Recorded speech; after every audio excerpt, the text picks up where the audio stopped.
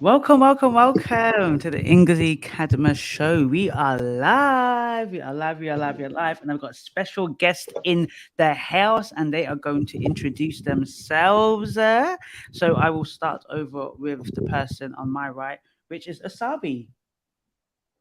Hi everybody, my name is Ashabi and yeah, I'm just here joining Ngozi today on this discussion.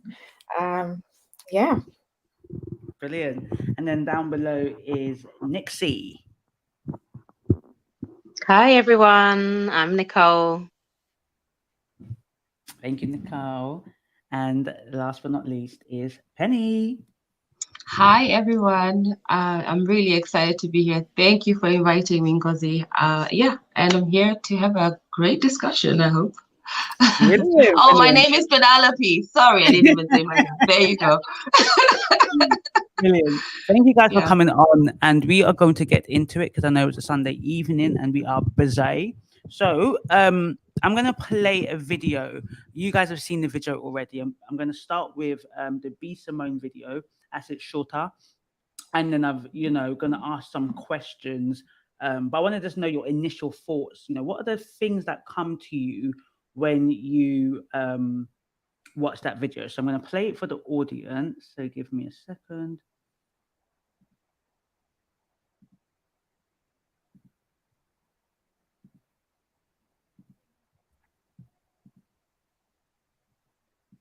Okay, so I'm gonna play. On my $1 million journey, I sold my car, which was almost 2 years ago. I still don't have a car, and I'm a multimillionaire. I still don't have a car. I almost bought a $300,000 G-Wagon because of the stuff I saw on the internet. And I sat with myself. I said, do I really even want this G-Wagon? I'm never in town. Soon as I drive off the lot, it depreciates. It's going to be in my garage. I don't own any land because I stay in an apartment. Come on, babe. Why am I buying a G-Wagon? Because I'm conditioned to think that's what you do when you get money, right?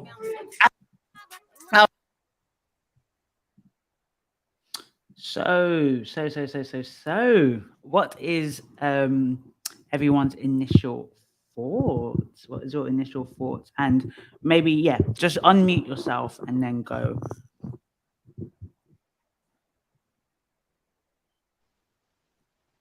Shall I start?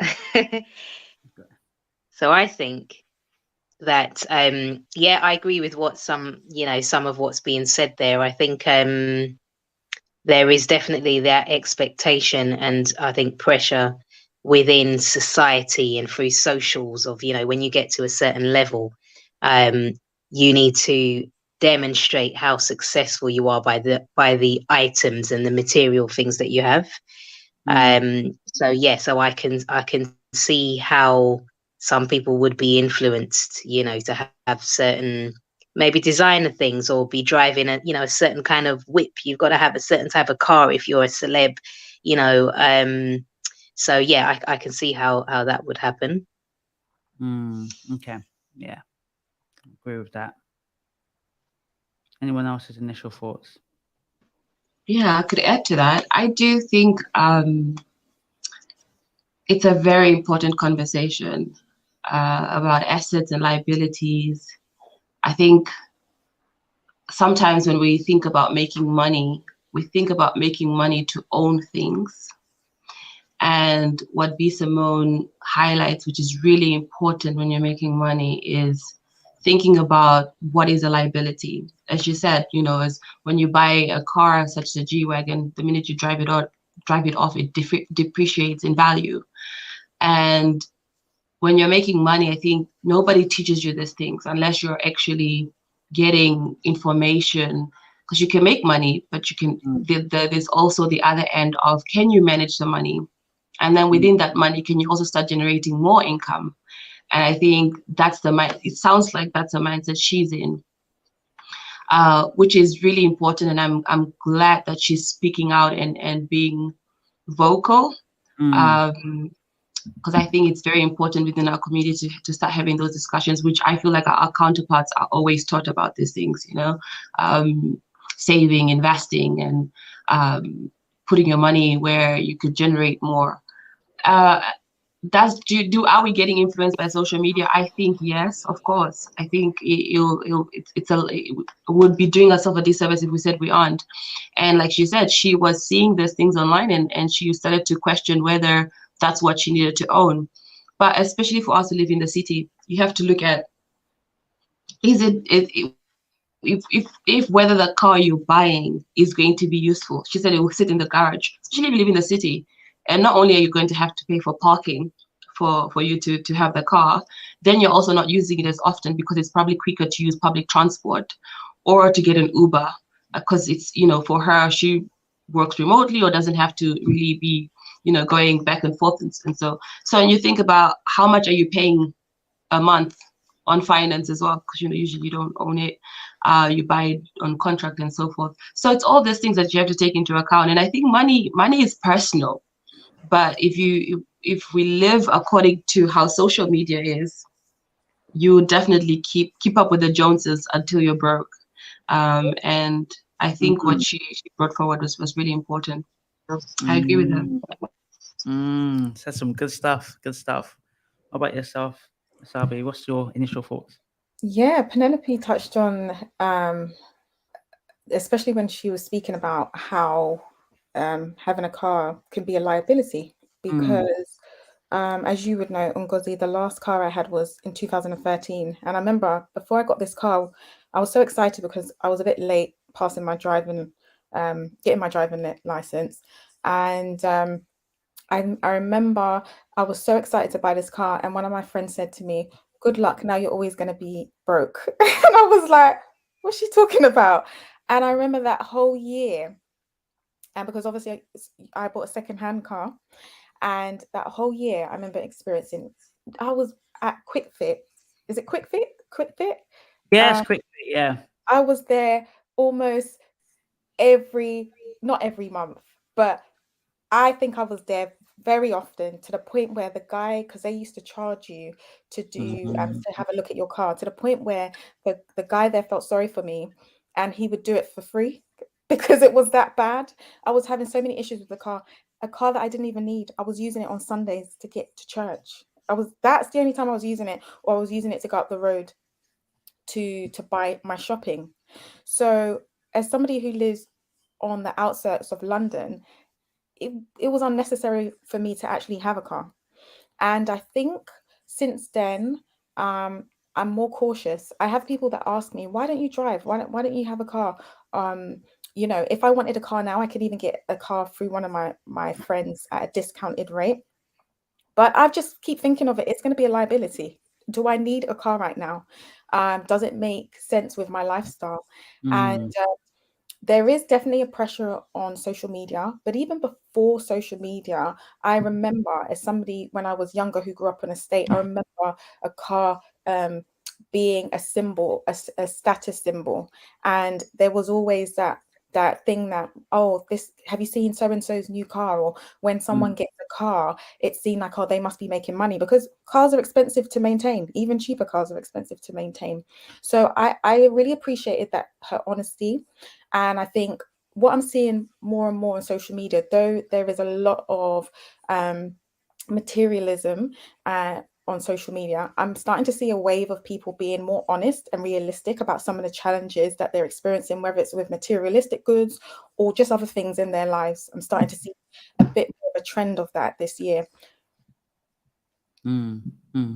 Thank you. So for those that come in and are watching, hit the like button. I've got to start saying that, right? Hit the like button, share, subscribe, drop your comments and your stuff so that we can comment as well. And if you've got a question for the panelists and myself, so we can answer it. We are reviewing B. Simone's video where she basically talked about she's a multimillionaire. I remember her wanting to make £1 million. I remember watching her journey, and she's saying that she's doing a podcast with her best friend. She does quite a lot of stuff. She still does Wild and Out, isn't it? So she does a lot of stuff. She's always moving. She doesn't feel that she needs to. She's not trying to settle down. She lives in the apartment. So she's like, she doesn't need a car. But because of social media, she probably has a lot of rich friends now. She's watching people have cars and she's thinking, oh my gosh, do I need to buy that? She's on a certain level that we're not at, but the idea is still the same. It's the influence of social media. The next question, or the first question I really want to put to you guys is, do you think that social media has influenced your desires and interests? Do you think that social media has influenced your desires and interests? So that you've been engineered by social media to like certain things. It isn't always material. We don't have to go. We can go into any area, whether it's cosmetic surgery, whether it's clothes, bags, like whatever it is. Do you feel like social media has influenced your interests and desires? I'll go first because I feel like I've had a love and hate relationship with social media, and I think everybody knows I'm always deactivating, reactivating. Yeah. What's wrong with you? Just stay online. Literally, No, I was trying to social send media. things. I'm like, I can't find her. Where's she gone? Is she there? Is she gone? And to me, it's because I had to be honest with myself. I'm one of those people that can probably be easily distracted. So when I'm focused, I'm focused. I'm laser focused. So when things start to, and for me, social media, there's just constant stimulation and like interest. There's so much oversensory whatever going on there. So I have to sort of, it's and I'm always drawn to it because, you know, everything is online and everything is shiny and glamorous and fun, you know. So yeah, I have to sort of, to control myself, I deactivate. And people don't understand that. It's like, come on, just try and have a healthier way of interacting with it. I'm like, it doesn't work for me. Okay, it doesn't. I have to get off it. And when I do that, actually, I find myself more peaceful. I find myself more grounded. I find myself a bit more sober-minded. So I do believe that social media does play a part in maybe how I view certain things. Like, for instance, I've not been online, but when I do come on, I find that the type of girls that are being liked sort of look the same. They dress the same. That there's this whole trend of Y2K or whatever, where everybody's, you know, dressing a certain way with the glasses. And when I'm not online and I start to see those glasses, I'm like, oh, they don't look cute. Why is everybody wearing them? But then you go online and you see so many people doing it, and you're like, oh, maybe it is cool. But when they're just on the outset, and I just see somebody with those, you know, I'm like, why are they wearing that? We're not looking like an alien. It's not something I would go for. It's not something that's according to my palette. I'm very girly. And then this whole aesthetic is not. So I can see how people can buy into that, and how that could pressure people to look that way. Because also analytics, right? So if you don't look that way, then you don't get the likes. So in a way, you have to play into the aesthetics. I mean, even just the apartments that people are all going, they're doing the same sort of morning routine, the type of breakfast they're having, the type of gym look that they're having. It's like the girl that also, now aren't they doing those trends now where they're bleaching their eyebrows? Yeah. Oh, Girl, I looked at that, I was yeah. like, what? Why are you going blonde? Like, naturally, that would not be something you would do. But because everybody online is doing it, I could see it being, wanting to be part of the movement, to seem cool. So I'm always fascinated by that. And I think it is very hard to be an individual in social media. I think to stand out, you really have to be bold. And if you do stand out, don't do it too much that you're far off the algorithms. So yeah, I mean, I stay away from it. So that's how I deal with not getting pressured, because I try to maintain some sort of normality. I just feel like social media is an illusion. You know, you're buying into something that's not existent. Nobody's actually really living the life that they're portraying on a 24-hour basis. So for me to stay grounded and to not feel the pressure, because everything is moving so fast online, I stay away from it. But I'm not sure that's the right way of doing it, because I know, like you do, like I have friends who relate to social media in a healthy way. So I'm on the extreme level, and that's why I wanted to go first, and just to hear from you and how you guys manage, because I've just been deactivating. I actually don't think deactivating is a bad thing. I think as human beings, we're all very different. So I think sometimes deactivating can be a good thing if you know your personality and how you engage with content.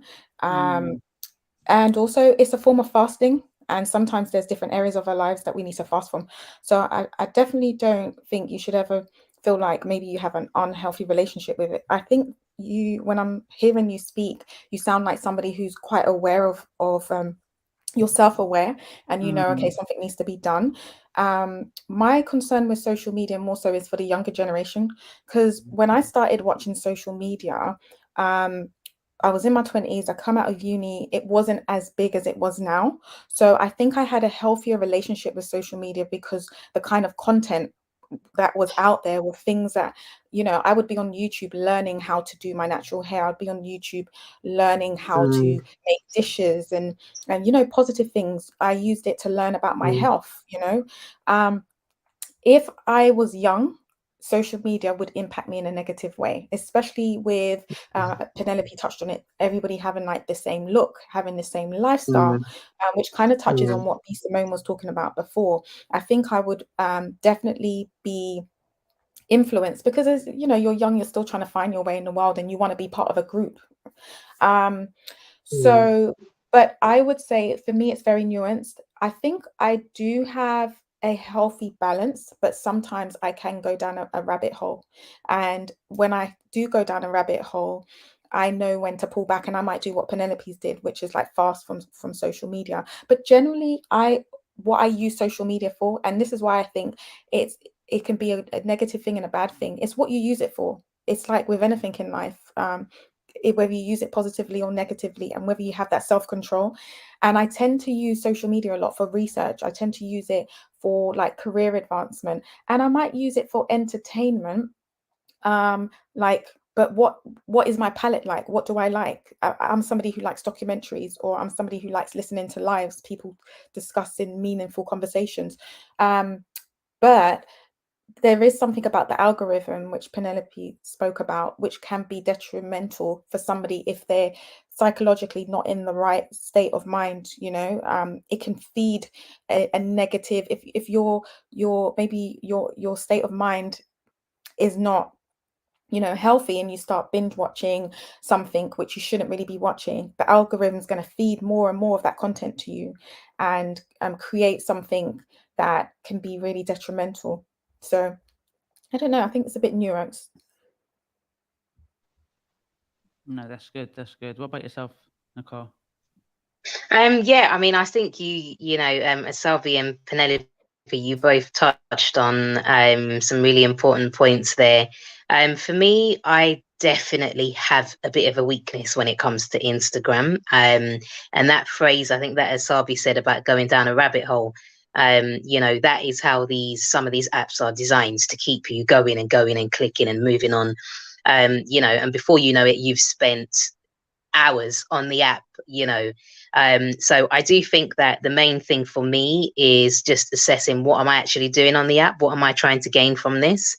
I think that social media has definitely influenced some of my desires in an inspirational way. So I would say I'd say inspirational, creative type of way. And that has sort of ranged from home styling to entrepreneurship, different business ideas, potential reach, comedy, marital pages, parents pages. So all different areas of my life.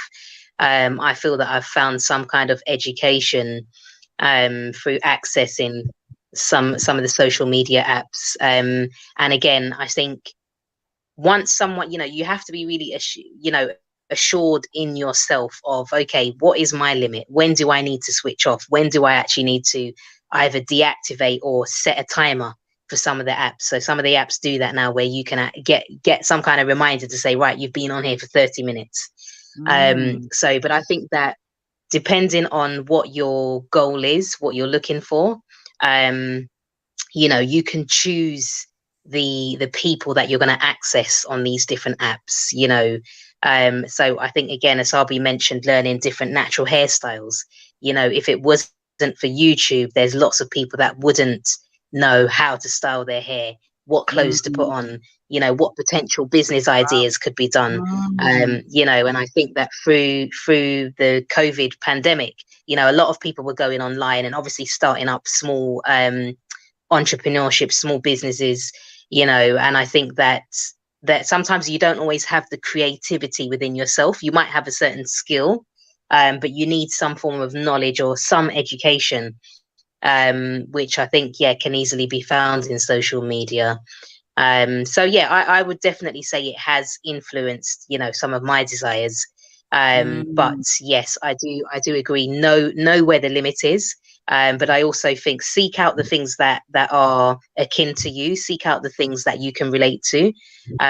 So it might not be that you are, a sort of size 0, fair-skinned, sort of Latino looking person. And, some of the typical type of looks and sizes that, as we say, we see a lot on social media that are more palatable for some reason to some people. Search out the people that look like you, and draw your inspiration from them. That's what I think. No, some good comments. Yeah, you know what's so funny? Because I think about this often because people do ask me, like, how do I manage on social media? And I don't go through, I don't really do a social media fast. I rarely do that. I only do it if I'm fasting for a long period of time. And I think, you know what, let me also fast social media. But I think it's because, if I'm really honest with myself, I had my battles when I was 16 to 19 when it was Facebook. Because I jumped on Facebook late. Yeah. I didn't jump on MySpace. When I jumped on MySpace, I remember going, I got on MySpace. I'm like, we're on Facebook. I said, oh my God. So I jumped on Facebook. And to be fair, though it was a bit, I did go through a lot, because there was a period of time where I wouldn't go out of my house, I wouldn't leave. I'd just be watching everyone. When everyone used to go out and they'll put their albums up the next day on Facebook. And I remember just being like, just feeling like a bit envious that I'm not going out, feeling like everybody's living life, enjoying themselves. And I think that was at the heart of my depression. So I think then the advent of Instagram, I came on Instagram quite late. I say late, but maybe it was early. I came in 2012. And then I think from then, I never really followed celebrities. I always followed school friends and people. And then I've always been into dancing, just following dancing and cute children. So I never had the experience that people talk about, their experience with Instagram, but I had that in the early stages of Facebook. So maybe for me now, because I got over all of that kind of comparison thing, I really got over it. It was really bad. And then when I got over that, I've never had that relationship with Instagram or TikTok that people had. Also, I jumped on Twitter quite late. So I wasn't in Twitter during the dark days of being a dark-skinned girl, because I know there was a whole period of time that being a dark-skinned girl on Twitter was really bad. I wasn't on Twitter then, but I jumped on Twitter late 2015, 2016. I don't use Twitter much. So I think my relationship with social media, probably why it's healthy now, is because I had all of this experience when I was younger with Facebook, and didn't have it. And when I jumped on Instagram, I guess I didn't follow certain people. I only followed people that I knew. And then since 2016, 2017, I've always kind of predominantly used it for business.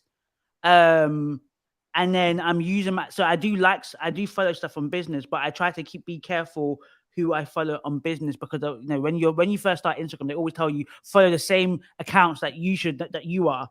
So I guess then it's enabled me not to be in a position where I'm constantly comparing myself. I even jumped on YouTube late. I started watching proper YouTube, probably when I was doing my master's in the middle. I think it was 2016, because I was working from home, because I was doing when I was training to be an AMP. I don't know if I was working with you, Nicole, in them times.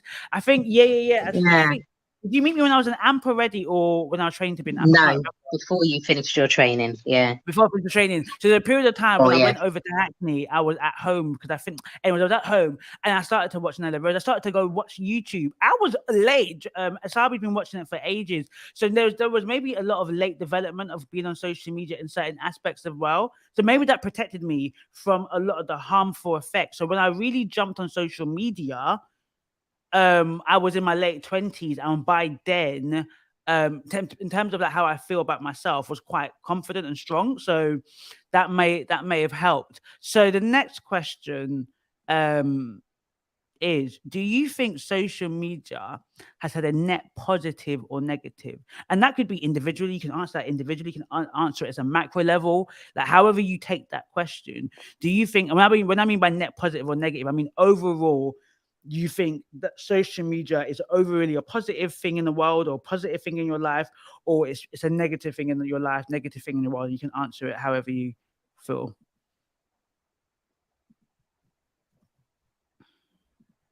Anyone can go.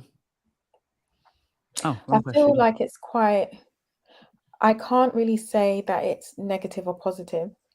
I think the positive side is, for example, in COVID, everybody was able to still connect because of social media. So it kind of still brought us together.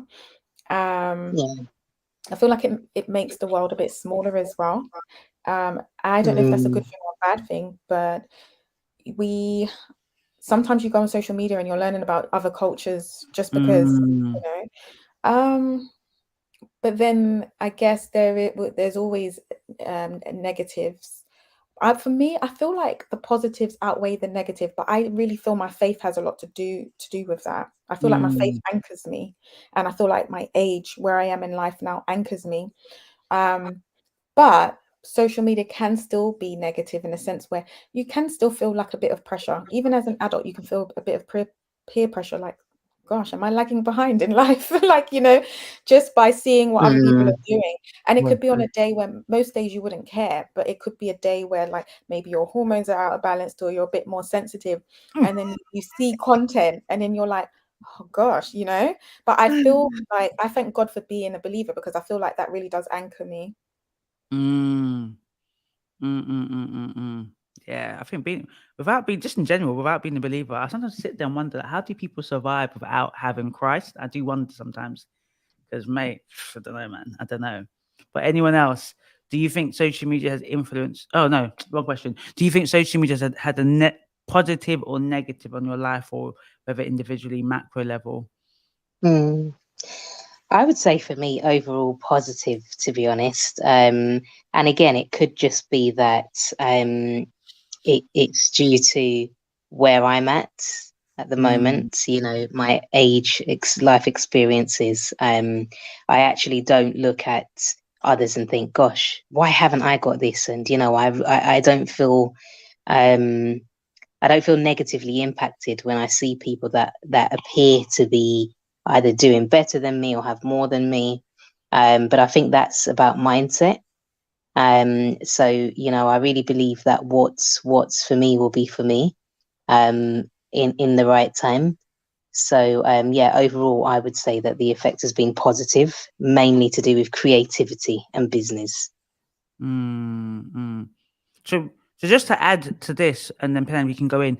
Do you think that if you have a purpose to social media, it helps? If you're just aimlessly scrolling on social media more leisurely, is that where you think the damage can also occur more? But if you've got a purpose that you're coming to get inspired by, you know, creativity-wise, entrepreneurship, it anchors your scroll. You're not just aimlessly scrolling, taking in a lot of content. Absolutely. I think you've asked such a key question. It is about, what is your purpose, you know, and when you think about it, I think that can be, you can think about that in any situation, basically. So whether it's in the job that you're doing right now, you know, whether it's in the places that you're going to, the friendships you have to think about, what is your purpose? What is the end goal? What is the outcome that you're looking for? So yes, if somebody's on different types of social media, but they don't know why they're there other than to just be looking at what everybody else is doing, you know, and potentially feeling some type of way based on where they're at, then I do think that's going to have a negative impact. But yeah, it's just like, what is your purpose on there? What are you doing on there? Yeah. Okay. Yeah. What about yourself, Penny? Yeah, good point. I think that's exactly why I deactivated, because beforehand, why I had an unhealthy relationship, my sense of guilt came from feeling like I was wasting time. Because the thing is, you know, you could be online for 3-4 hours just scrolling, even when we say we're doing it for motivation or or inspiration, you could really spend time getting motivated way too long than doing doing the work. So for me, I had to take out time and actually, for me now, I look at social media as a business. And I think once you have that perspective, it becomes easier to, like you said, have a purpose as to why you're online and what you're online for. I feel like, and I've said this to a group of, young students that I mentor, like, you should be online because you are trying to make money. What else are you out there for? And you could say entertainment, but what is entertaining you? Like, why? Why is that entertaining you? And why don't you become the person who's entertaining other people and making money from it? For me, once I started to, I took time away to just focus on what I needed to do. And then I've come back because you do have to be online to monetize and also inform people about what you're doing. So yeah, for me, it's now become just a business. And when I do look at it that way, that it becomes positive. But I always think about my younger self and, being at uni, you have a lot of time on your hands. And if you don't, like you said as well, if you don't have faith as a basis, it's challenging. It's challenging. It's constantly moving, and it's built to distract us or to keep us entertained, right? So the social media wasn't built with ethics in mind. I think now they're looking around it, but that wasn't the purpose. Yeah. It was always built to entertain and keep us engaged. But when you look at hours spent on there, what you could be doing and, all those things, I just feel like for me, that becomes a problem. However, I don't think it's as black and white. I think there is some positive, like I think you both mentioned about making the world feel smaller, ability to engage with people from across the world, just from a click, just logging in. But yeah, I think age has a part to play. You have to be mature to be online. So yeah, I agree. Penelope made some good points, especially when you touched Isabel on the amount of hours that you spend online. Ngozi, I don't remember if you remember the workshop we did a couple of weeks ago, but Hootsuite yearly they run like a report on the digital sphere and how we're using technology, and they said on average globally, so I think the world population is around 8 billion now, and on average we spend 6 hours a day on the internet itself, and then I think 2 hours and 37 minutes on social media, and then what they were saying is the most popular social media sites are still Facebook, Instagram, Facebook, Instagram, and actually WhatsApp was everybody's favorite.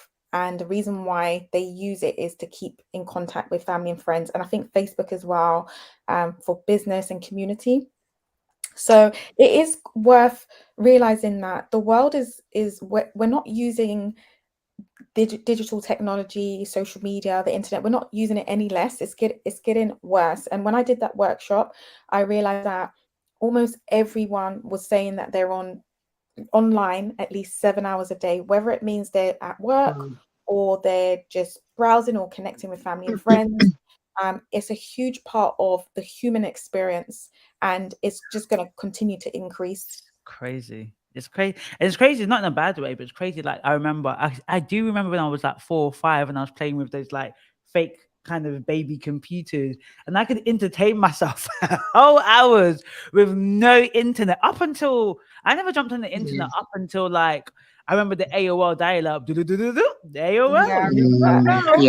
And that was like maybe into the teens because you had to do like a project in school and stuff like that. But it's crazy now that I could not, when the internet goes down, you're like, oh my God.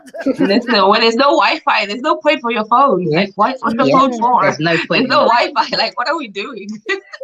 No, but the worst is, I have a point though. I feel like a few podcasts also need to shut down. There are some grown men who need to actually go out there and do some real work and not sit online and bash a woman. That's just my point. I think the internet makes people too accessible and too loud. Some people need to get off online and actually go and do real jobs. That's all I'm saying. Be another episode of Past the Mic when we talk about male podcasting. That's going to be a good one. So I'll look for a video about that. So I want to jump onto the next video, but the last question I want to ask, just because of time, is if you had a choice. So let's say God gave you a golden ticket and said, you can go back in time to when social media started. MySpace was social media, isn't it? So social media started early. Yeah. But High Five. Anyone remember High Five? Yeah. I remember it, but I never joined. Mhm. I joined Yeah. MySpace and then Yeah, I don't think I Facebook. joined. Oh my god! But yeah, let's say maybe 1999, before they call it the .com bomb, whatever you call it. And God said, "You can stop social media. You have got this golden ticket. Was it the red pill or the blue pill? But anyways, you got this ticket. You could stop social media from ever occurring. So from High Five to MySpace to Facebook to TikTok to WhatsApp."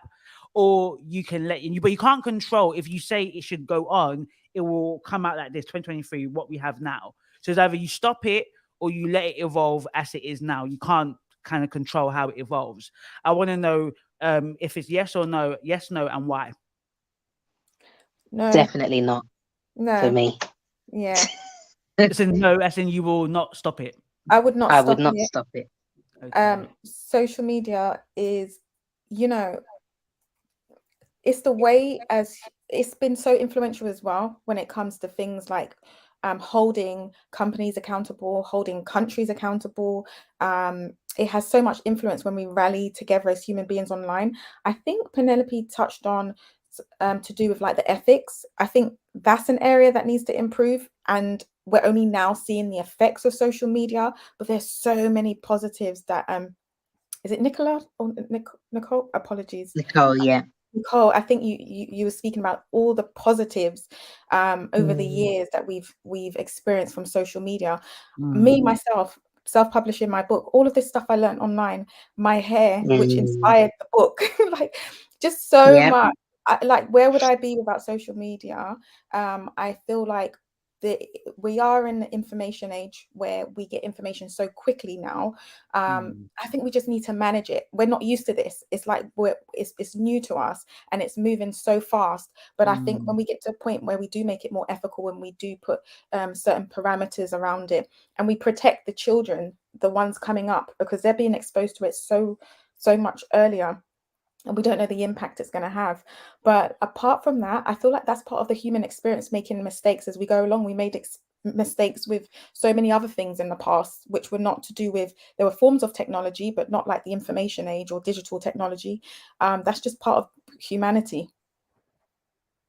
Just before anyone else answers, sorry, this also the thing is WhatsApp social media. I feel like WhatsApp is a multimedia messaging service, but why is it social media? In the Hootsuite report, it was considered a form of social media, and I think it's to do with the socializing aspect. And now they've started to implement some bits like sharing on your stories. And similar, yeah.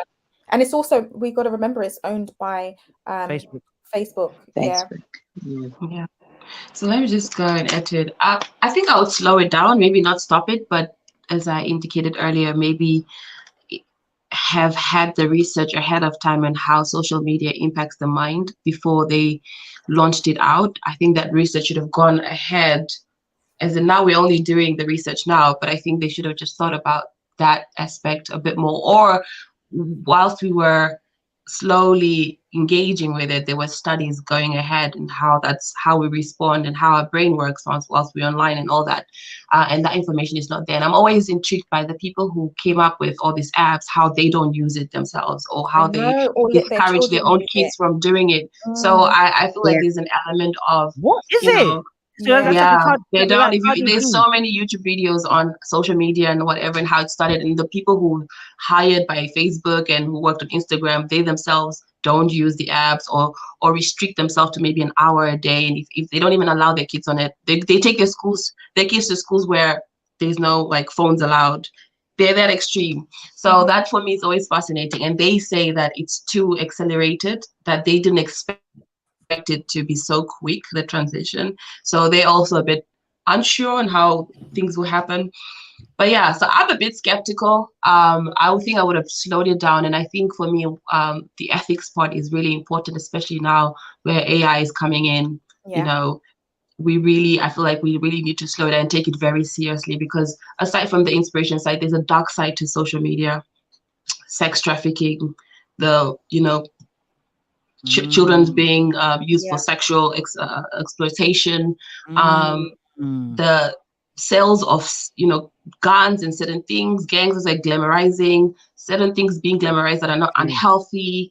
Gang recruitment, like there's so much also that's going on the other end that for me sometimes we don't think about. We just see the nice part, and that's also part of the distraction, is for us to spend time thinking about how we feel. But actually there's another whole world going on that's quite dark and twisted. And because there's no regulations, and because a lot of us are also very busy in our own world, we don't realize how that's impacting our children and young people.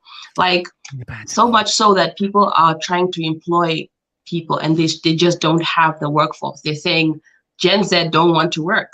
They would rather be YouTubers. People are aspiring to be a YouTuber, and there's an element of that being okay, but not everybody can be a YouTuber. What will happen to all the doctors and the nurses?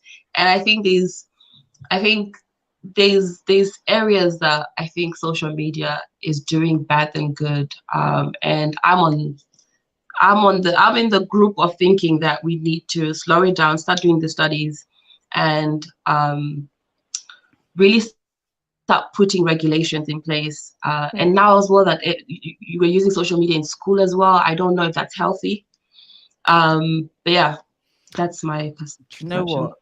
Yeah, wow. If I had to, because when I think about myself and our age group, I'm like, you know what?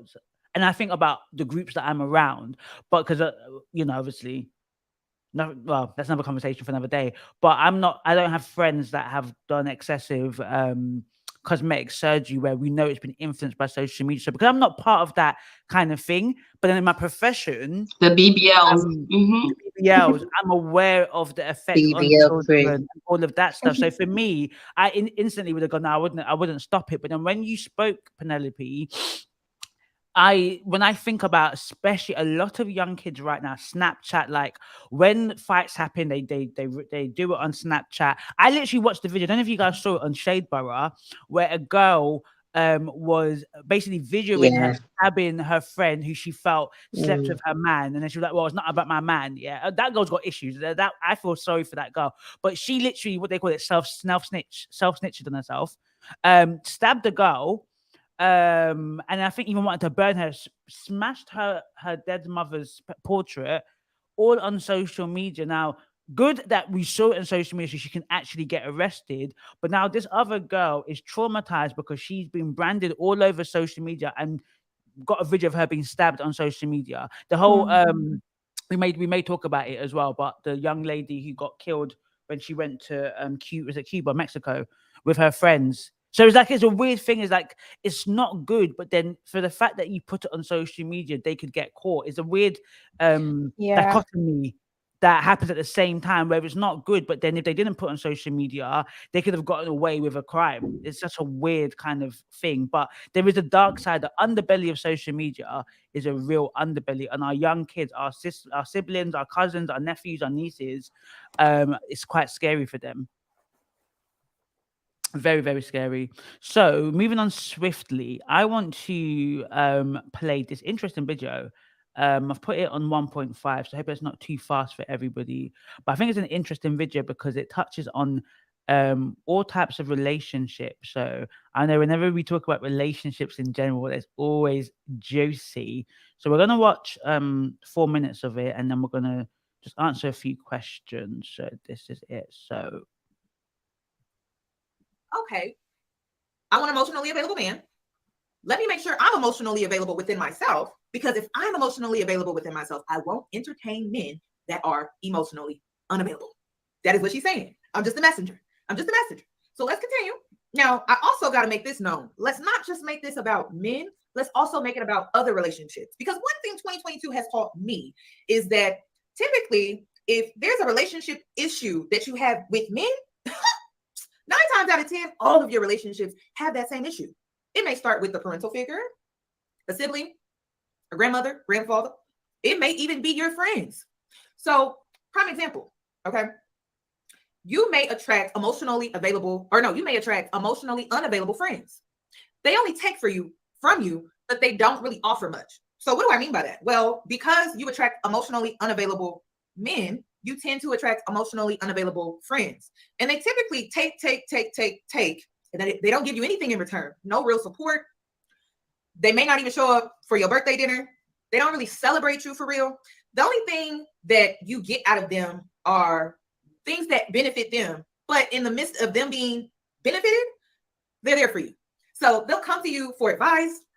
They'll come to you and want your opinion on things because that's a benefit to them. And you're thinking, oh, we're bonding. We're exchanging this bond by me giving advice. But really, what are you getting out of it? Nothing. Similar to your relationship with this man. But you have not came to the conclusion that all of your relationships are very similar and they tend to be rooted in the same issues, but you have not made that connection yet. And sometimes our trauma doesn't allow us to see it. And we do this thing. I don't know. I think the human brain is very interesting how we always pick out the most extreme experience. And we don't think about all the other traumatic experiences surrounding the most extreme. We just fixate on that. So I see this in parents, right? Where we'll take that one parent that was toxic because they were way more extreme than the other. And we'll pedestal the other parent that was the least toxic and we'll put them on a pedestal. We tend to do that with men and our friends. I see that a lot. That is another sign of being a wounded feminine. And it's okay because life is all about learning. I mean, how you gonna know? How you gonna know? How are you gonna know? It's gonna take you reflecting on your relationships. Do they all have a common denominator? Because a lot of times they do. Like if you don't speak up when it comes to your parental figure and voice how you feel and voice how you want things and express yourself freely. And I'm not talking about in a disrespectful manner. I'm just saying, just in general, you most likely don't do it when it comes to men or your friendships. So you tend to be mute. You may also find yourself in friendships.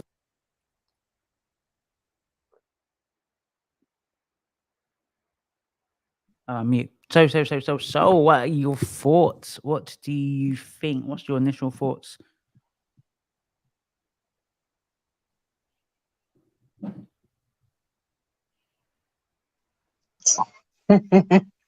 Okay, shall I start? Right, so I think that she makes some really good points that I do agree with.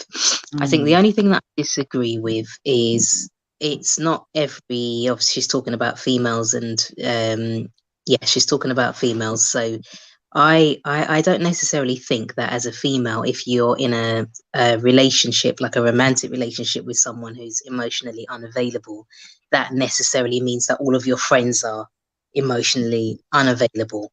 I don't think it necessarily translates that way for everyone. But I do agree that there are patterns of behavior that you can see in people, especially if, you know, you're working with someone, you're either working with someone or you are friends with someone who has experienced several different traumas. That might have an effect on their relationship with others and the types of people that they might attract. But I think that just in general, I think what she mentioned that was key is the reflection. One needs to reflect on their friendships, their relationships, and really ask themselves, you know, is this a two-way stream? You know, or am person pouring into somebody else? Because I do agree that we all have either or can have or have experienced either romantic relationships or friendships where you are giving more than what you're getting from the other person. So I do think it's very key in friendships that, you know, you pour into each other, you know, and that we contribute in different ways. We make that time and we show that love in whichever way the person receives it. But it has to be a two-way thing. But yeah, I do agree that plenty of people just want to take and not to give. Interesting. I agree, Nicole. I agree. So good. The wounded feminine. Oh my gosh, great conversation, especially at this time where I feel like there's definitely a gender war. And for me, this gender war is based around shame, accusation, and just blame. And I think why this topic is quite great is because it's putting the spotlight on women. I feel like like you said, Nicole, it's about reflection and accountability. I think there's definitely a healing we all have to do when we enter into any relationship. And sometimes the conversation is always based on the man has to be this and da da da da da da. But as women as well, you have to be a whole woman before you come into any relationship. So I think she makes great points. I just feel like she has to have more grace when she talks about it. I feel like there's a level of like shame when she says it, because I think I was talking to you, Esther, sometime, and you said, a lot of us are operating unconsciously. Like we choose partners unconsciously because that's just how we were programmed from young, and we don't even realize that we're doing it. It's only, like you said, in reflection when you're maybe a bit old and you're thinking like, I feel like I'm doing something wrong, and then you look at the trend and the type of guys you're dating, and you're like, oh, actually, maybe there is a correlation or a pattern there.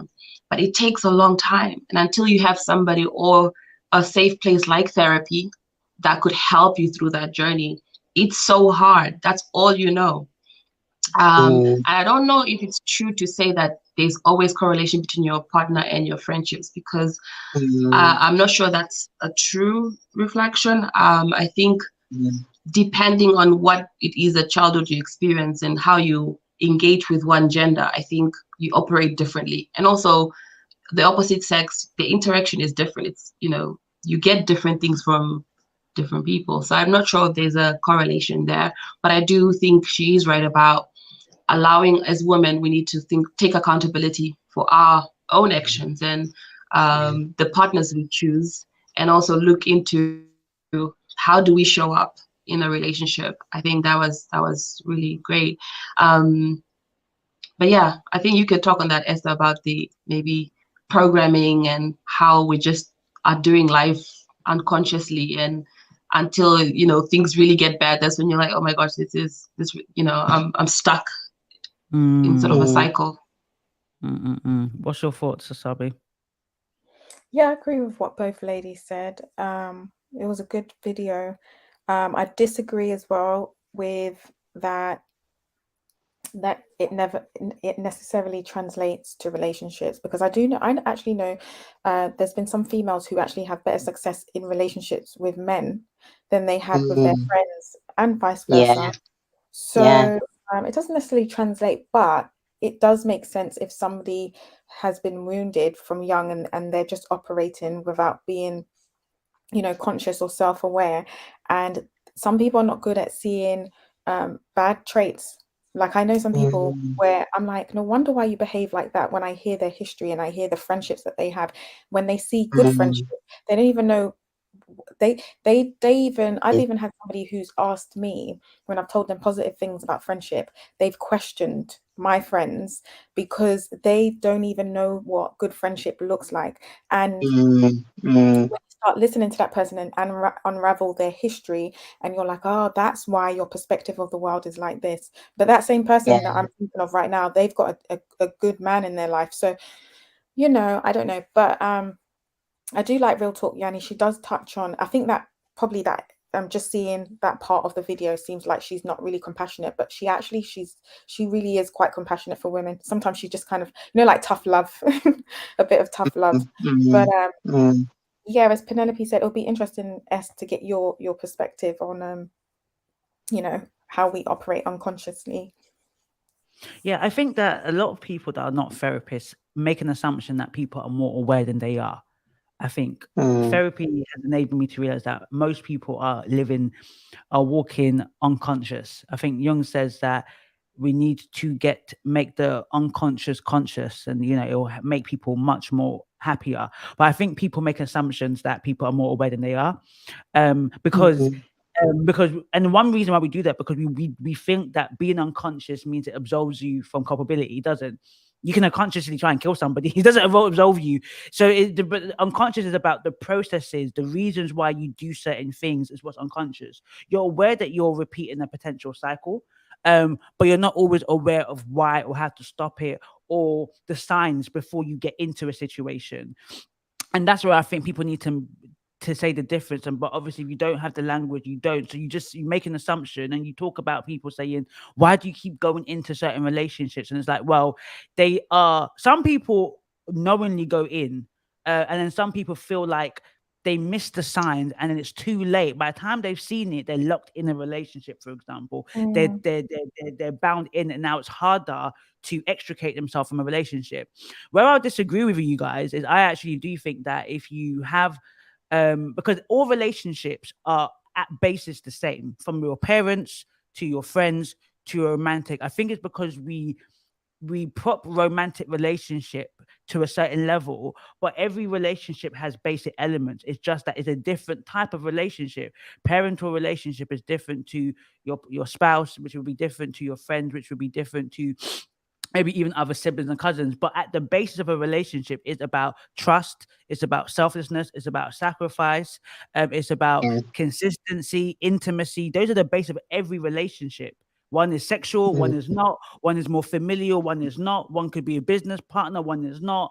But without all of those elements, you can't have any relationship. So I think that to a certain degree, that if you have an unhealthy romantic relationships across the board, you likely do have unhealthy friendships. Now, you might have a few that are good. That's the thing. You might have a few healthy relationships, but if you look across your relationships, there will be parallels in a lot of your relationships. Now, there are some anomalies where you've had totally unsuccessful, you come from a really negative background. Like, I've got clients who have had toxic family background and happen to meet the love of their life, and they are good to them, and they're like, I don't know how I met this person because I should have repeated the same cycle.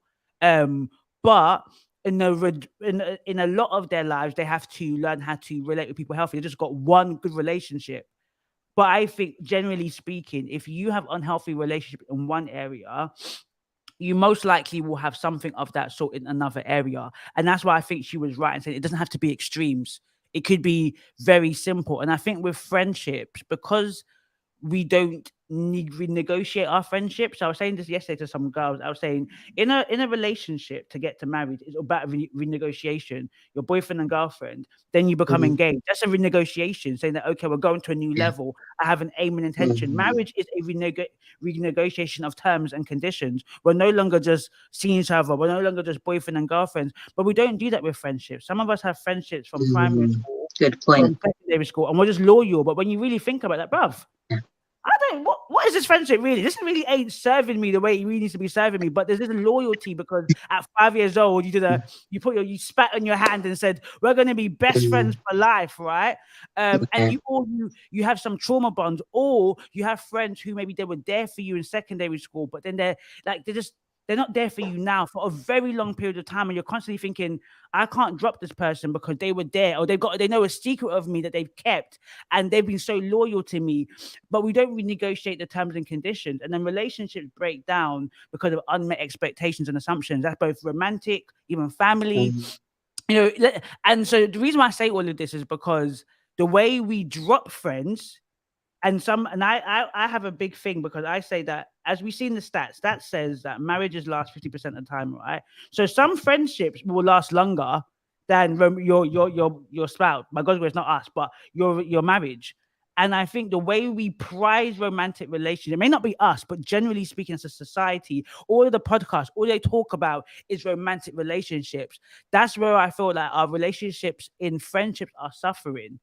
Because I'm seeing a lot more people come on social because media. we're all on social media, remember? We got friends online. Instead of having real friends, we're on TikTok. Yeah, but for our generation, okay, for the younger generation, I get that. But for our generation, millennials and above, that isn't always the case because it's online. I think it's because we're not intentional with our friends the same way we are with our relationship. Yeah, agreed.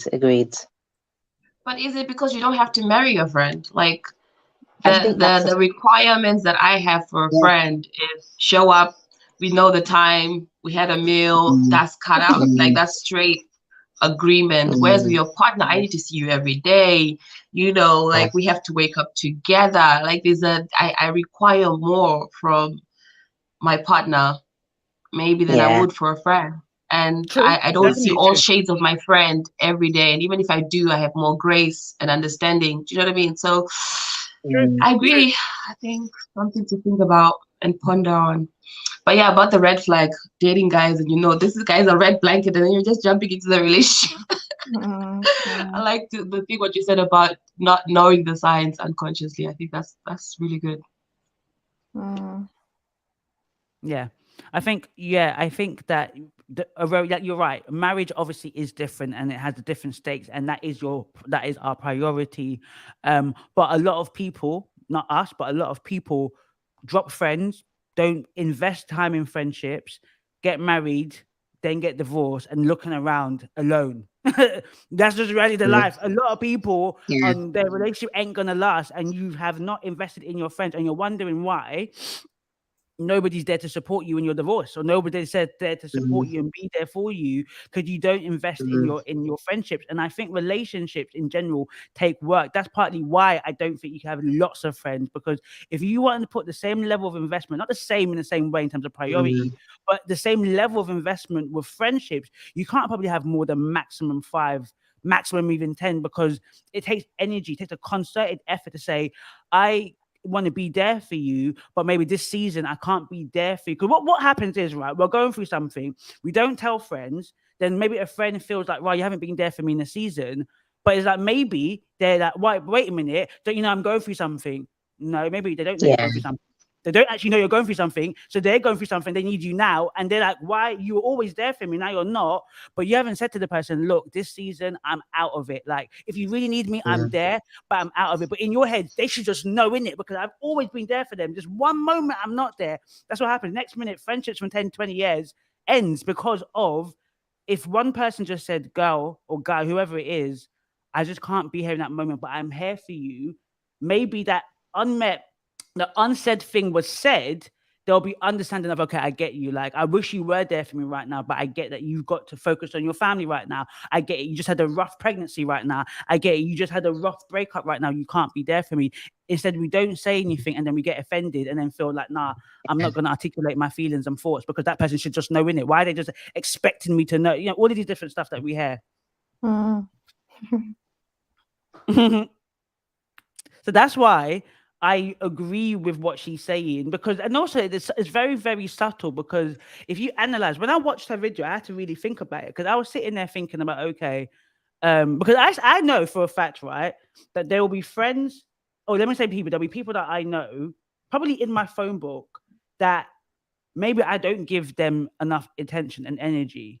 So if they were looking, if they wanted to do like a clear out, a sweep of their friendships, I'll be one of them, and I have been, because there's been a few friends that I've messaged. I'm left on blue tick, and I'm like, okay, and I'm like, we haven't had a conversation. We haven't had an argument. I said, probably I haven't served them anymore. I no longer serve them. Yeah, I agree with you, and I think that sometimes, you know, there's a saying that's come into my head that my mom has said to me many times, that, you know, to have a friend, you need to be a friend. And I think, you know, I can see you've got your next question up here, but I think sometimes friendships are a case of what you put in, you get out.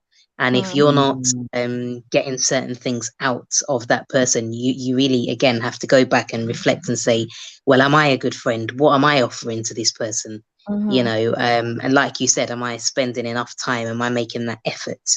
You know, so obviously it's not that case for all, because there are some friendships that are not fair, you know, and one person is doing a bit more work and effort. But yeah, it is important to think about that. Am I being a friend? Talk about that. What do you mean? Go on, Nicole mentioned sometimes one person's putting in a lot more effort, which is true. But one thing I do notice is some people, because of their love language, they might impose it on you. So they might think they're putting in all the effort because they're expressing all their love language on you, and you're not even really receiving it. It might even be to you. And so I think I really agree, Esther, that but that's it, Sabi, sorry, just not to cut you. That is what I mean about that love languages, right? That is, but we don't, how many of us have done that with our friends and say, okay, that's the question. What's your love language? Because I know in my romantic relationship, I can be doing all of this for Cadmus and he may not see it. So to be fair, Yeah. and when you think about it, any argument you've had with a friend that's about, I don't think you've been there, or something's gone after, there's been a rupture in a relationship, it probably is to do with something around love language, something to do with, I haven't been what you thought I should be, and I did not know, or I Yeah. thought I was doing Absolutely. enough, but you didn't see that Absolutely. because something Yeah. has changed in the dynamic. It has not been articulated, and I'm expected Yeah. to know it, or you know, all of these different things. The thing is, Let can me I give just you come an in? example. Go on, Nicole, go on. Oh, God. No, I was just going to say, I mean, you both just hit the nail on the head, but I think after a certain time of friendship, right, should you not know what that person's love language is? I mean, sometimes you can meet someone, right? And I'm thinking of somebody actually who I met on a holiday. And, you know, within a couple of weeks, you can find out what that person's love language is just by spending that time talking to them, you know, finding out, you get to know people. So I just think if you've got friendships that have been going on for a year plus 2, 3, 5, 10 years, surely that person should know by now what your love language is, and you should know theirs. Yeah, I And think if you it's not don't, always then easy. I think sometimes we take friendships for granted that we've known over the years, so we can assume. But it's true, if you do take a step back, some of your friends, you can tell what their love languages are. yeah. New friendships might be easier as well because of that person probably will be expressing it. Sometimes I think I have some friends and I'm like, what is your love language? I don't really know what your love language is. So I don't know. No, you said Re- some. I do Go on. think another thing that I wanted to add was female friendships. We're in our head a lot. So what really annoys me is when we expect people to understand, like, or to know. Like, I feel like often women can assume things, or assume someone should know, or someone should, you know. And I think that that's one of the reasons. I think that's why men sometimes find us difficult as well, because I think that is a bad thing that we do. We get caught up in our emotions in our minds sometimes. We do. And that's not always a good place to be. And I think we should learn to come out of that, because sometimes you'll speak to that person and you will realize that what I thought was not, you know. Or I think Esther, you mentioned the person feeling like someone isn't there for them. And then only to find out you wasn't there for that person. You both needed each other. You're both going through things, you know? So Honestly. I don't know. Yeah, one of my friends, I pulled back but I mean, I pulled back for a particular reason because I felt like she wasn't always reliable. But then she withdrew as well. And then when we reconnected, I had my own assumptions. I was very confident. I probably would have put my stake that this was the reason. Come to think of it, because she had lots of deaths in her family, and she withdrew from everyone. I was like, oh.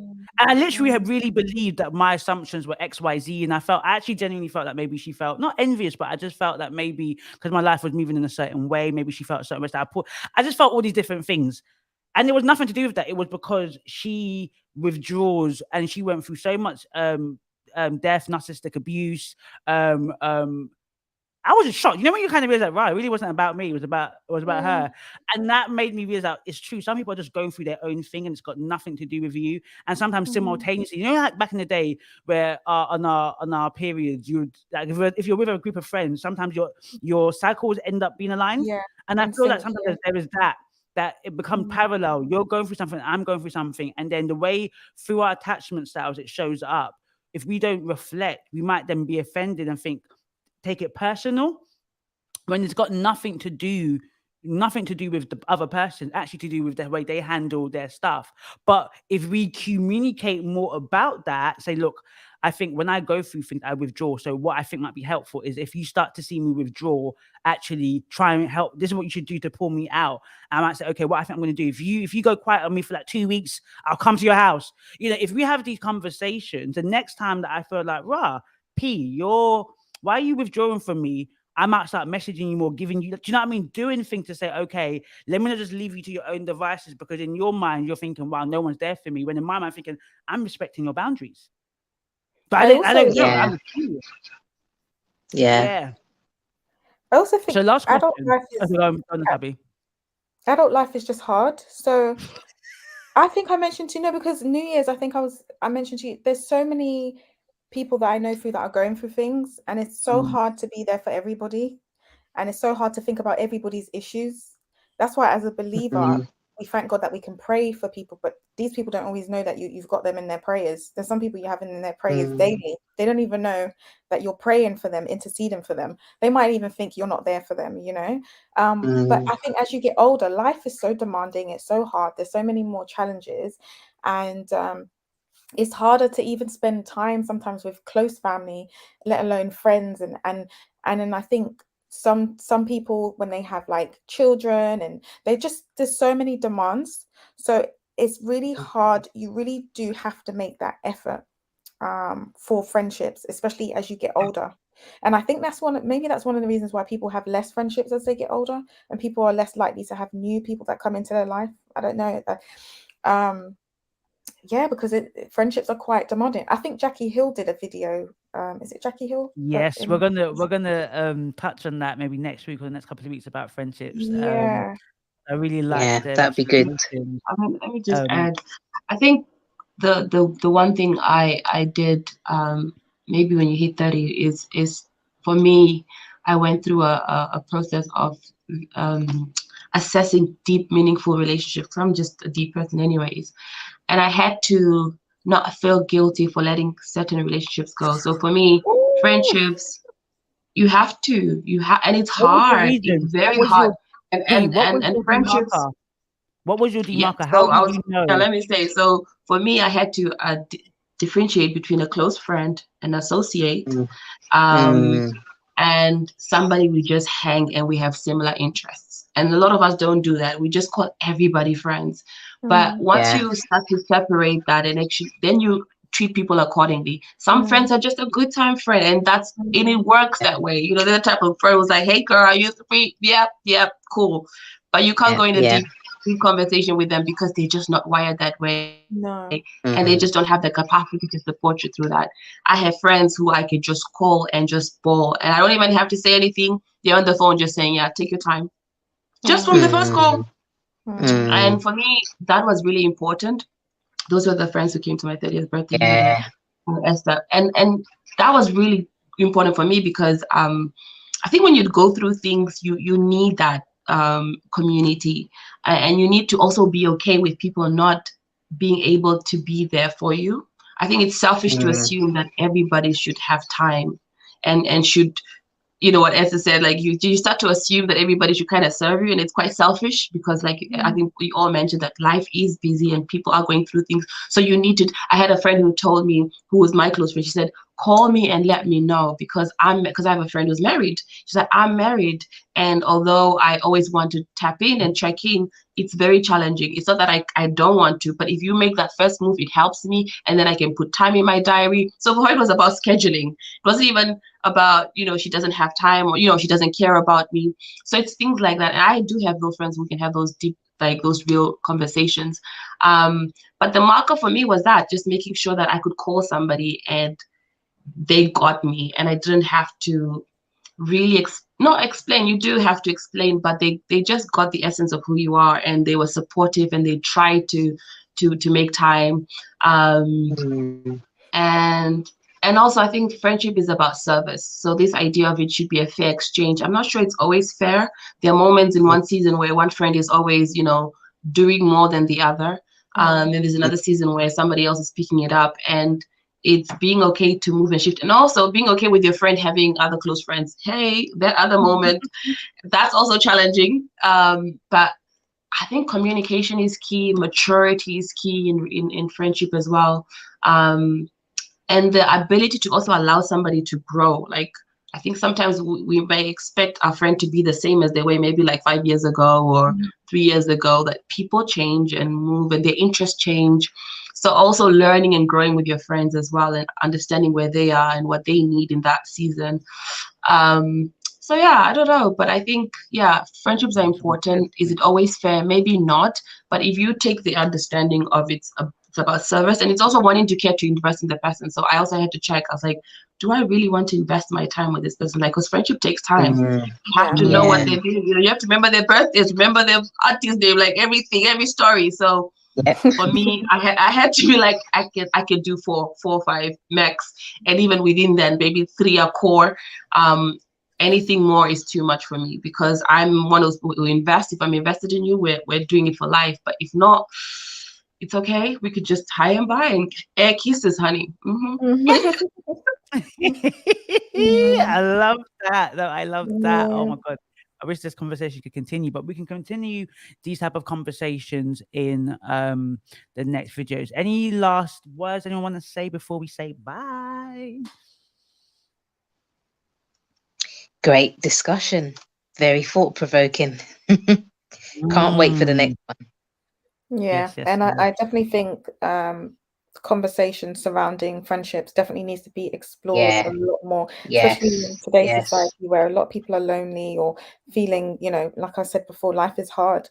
And so it's definitely something that should be explored as much as we explore intimate relationships.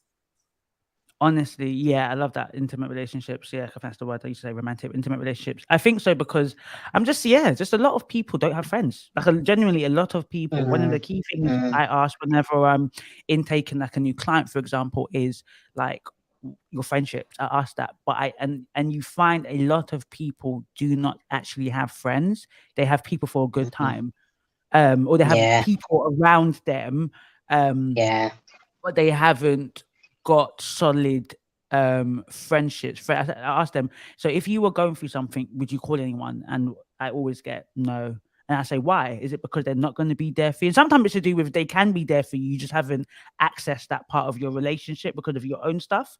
But whether that's because of you or because of them, people are not able to share that with another human being, which is quite sad. So I think we are fortunate because we all have, I know all of us have our own friendship circles at our core, but there's a lot of people that actually haven't got many friends, if not any.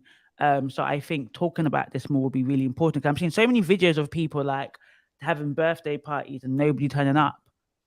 Like we're going to talk about that as well in some next episodes. I just find that very strange. I get like 1-2 people not coming, but nobody turns up to your birthday. And my first thing would be, what about you? That's my first assumption. Like, what is it about you then? Is it that you've picked all wrong friends? Or someone said, oh, thank you, Monica. Monica Diaz says, great convo, ladies. Yes, Monica. Thank you. Thank you. And last I would say about fair exchange, and I think you said it right about different seasons that people are in. I believe in reciprocity and mutuality. And how I define that is, for example, right? Let's say when I used to drive, for example, I remember Jocks might be like, Asabi would be like, okay, here's a $5 for your like maybe we've gone somewhere, right? And then another time, she's done that. You can see this. I've just put it up. I'm learning, so I've put up the message that she put up. So, for example, what I would say, what to me is reciprocity is this, for example, right? So let's say I'm always driving. I had to actually share this with some of my friends. When I used to drive a lot, I used to feel like my friends took it for granted, because we'll go out and then nobody's buying my drinks. And I'm like, it's not that I want drinks. It's just the fact that I realized that, are you guys thinking that driving is easy? Because it isn't easy. I remember one time a friend being upset because I didn't drop her at her house. I dropped her like right next to her street, but I don't think, and I know it was crazy because in my head, I could have gone into her house, but I don't think she understood going all the way into the estate and parking up to then come out of the estate. That extra 2 minutes, I was so tired. Parking you right there and doing a quick turnaround, getting home was all I could manage. And I realized that people don't understand that. But what would have made it reciprocal for me would be like when we would go out, for example, oh, don't worry, girl, your drink is covered. It doesn't matter about the pricing. It could never equate to maybe the amount of money I pay on fuel, but it's just the fact that you take notice of the fact that I'm dropping you and we're going out together. Because I could go myself and y'all can meet me there and you can jump on public transport. It doesn't... Definitely, it's common differences, I think. Do you know what I'm saying? And I think that's what I mean by mutuality and thing. It's like, that's a whole nother conversation. Definitely, because I'm looking at your friends like, that's a good one. That's wrong. Do you know what I mean? But then when I mentioned it to a few people, it was again the kind of you don't think, you do take certain things for granted because so another conversation for another day to go on more. But these are the little things that because when I'm in therapy, I'm talking to people. this is what they say. Oh, like my friend just doesn't. I don't know. Maybe you got a friend that always comes and does your hair, for example, right? Always comes and does your hair. Always comes and does your hair. And then when you go out, right, that same friend that you do your hair for, you like, oh girl, like, can you just cover me? And then next minute, oh girl, it was £10. Wait. Are you telling me, yeah, I come do your hair, I never asked for money, then I asked you to cover my bill, I was going to pay it, but you reminded me. You would think that the person would even think that, wait a minute, you always do my hair, I would pay £50, £60. What? That £10, that 20 quid is nothing, right? But some people don't see money that way. They don't deal with money in the same way. So these are the conversations that are not had in friendship, that when they do occur, you're like, skirt.